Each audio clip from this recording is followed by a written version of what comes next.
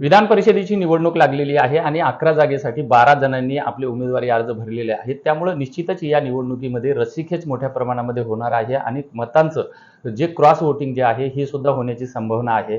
यामध्ये अ, त्यामुळे जे छोटे घटक पक्ष जे आहेत त्या पक्षांना आणि त्यांच्या आमदारांना मोठं महत्त्व प्राप्त झालेलं आहे. पालघर जिल्ह्यातल्या बहुजन विकास आघाडीकडे 3 मतदान आहेत आणि 3 मतदान असल्यामुळे त्यांच्या मताला सुद्धा जास्त महत्त्व आहे. बवियाचे सर्वेसर्वा आणि अध्यक्ष हितेंद्रजी ठाकूर माझ्यासोबत आहेत. आप्पा, काय सांगणार आपण की या निवडणुकीमध्ये आपल्या 3 मताला फार महत्त्व असणार आहे, कारण 11 जागांसाठी 12 उमेदवारी अर्ज आहेत. निवडणूक म्हटली तर महत्व येणारच. सर्वसामान्य माणसाला पण ग्रामपंचायत असो, महानगरपालिका असो, आमदारकी खासदारकी महत्व येते.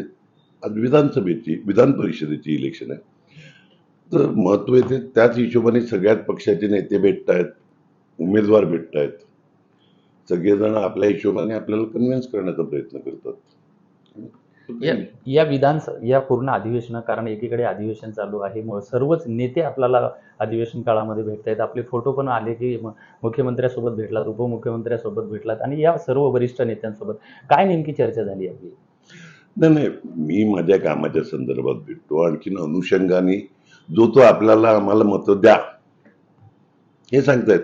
मी पवार साहेबांना पण भेटलो, शेकापचे जयंत पाटील पण भेटले, मिलिंद नार्वेकर असतील किंवा शिवसेनेचे अन्य नेते असतील, दोन्ही शिवसेनेचे, दोन्ही राष्ट्रवादीचे.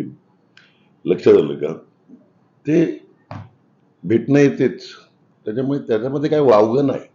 मागची जी विधान परिषदेची निवडणूक झाली होती त्यावेळेसची आपली भूमिका आणि या विधान परिषदेमधली निवडणुकीची भूमिका आपली काय असेल? गेल्या वेळी आमची भूमिका काय होती? आम्हाला जे योग्य वाटले पाहिजे त्यावेळी निवडून आलेले भाई जगताप असतील, रामराजे निंबाळकर असतील, खडसे असतील, म्हणजे काँग्रेस आणि राष्ट्रवादीचे, या उमेदवारांना विचारू शकतात ना आमची काय भूमिका होती. ते योग्य उत्तर देतील.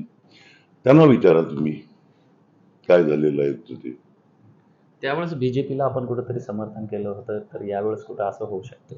मी काय बोललो तुम्हाला? कोणी सांगितलं मी बीजेपीला? मी नावं घेतोय ते भाई जगताप काँग्रेसचे आहेत, रामराजे निंबाळकर त्यावेळी पवार साहेबांच्या काँग्रेसचे, आणि खडसे साहेब पण पवार साहेबांच्या राष्ट्रवादीचे, काँग्रेस म्हणजे राष्ट्रवादीचे असे उमेदवार होते. त्यांना विचारानं काय केलं या हितेंद्र ठाकूरनी?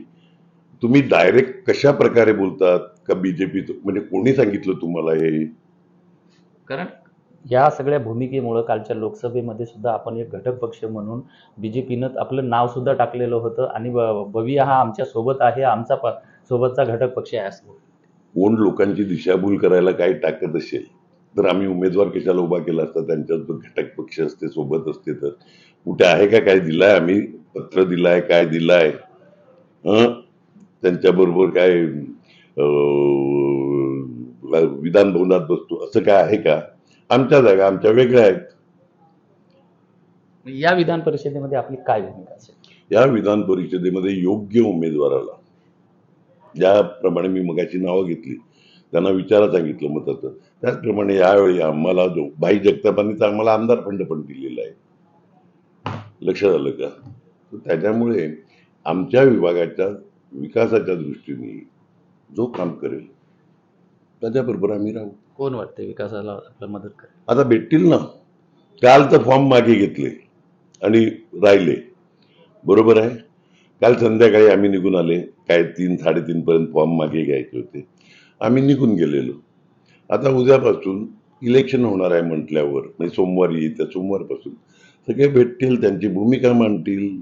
मत मागणं हा सगळ्यांना अधिकार आहे, कोणाला देणं हा आमचा अधिकार आहे. आपली भूमिका कधी स्पष्ट होईल? इलेक्शनच्या वेळी होईल ना स्पष्ट. पण स्पष्ट भूमिका करून मतदान होईल का गुप्त मतदान होईल?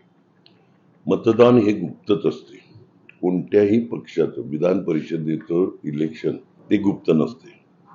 तर त्याच्यामुळे गुप्त मतदान कशा प्रकारे करायचं, काय करायचं, मी माझ्या हिशोबाने भूमिका घेईल. या विधान परिषदेच्या मतदानामध्ये आपण काय असा अजेंडा ठरवलेला आहे का की आम्हाला अशा पद्धत आमची काही मागणी आहे आणि त्या मागणीप्रमाणे आम्ही तिकडं मतदान करू?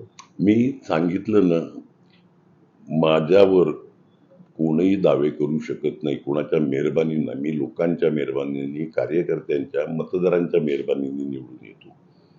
हे तुम्ही जे घोडेबाजार बोलतायत, तर कोणत्याही पक्षाच्या कोणत्याही नेत्यांनी माझ्यावर आरोप करून दाखवावा, मग माझी चप्पल बोलतील जर असा कोणी आरोप केला. त्यामुळे आयुष्यामध्ये 90 पासून मी बसलाय तिकडे, 90 पासून आजपर्यंत माझ्याबद्दल कोणी भ्र काढला नाही.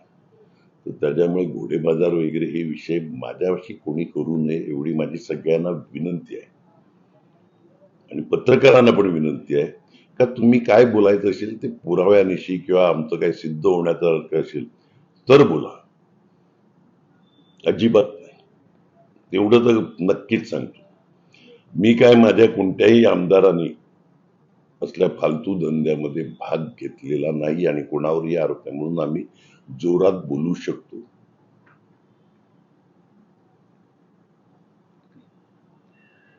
आपण बघितलेलं आहे की या विधान परिषदेच्या निवडणुकीमध्ये आम्ही आमचा कुठल्याही या घोडेबाजाराशी संबंध नसणार नाही, मात्र या विभागाशी जो मदत करेल त्याच्या सोबत आम्ही असू, अशी ग्वाही बवियाचे अध्यक्ष हितेंद्र ठाकूर यांनी दिली आहे. विजय गायकवाड, TV9 मराठी, वसई.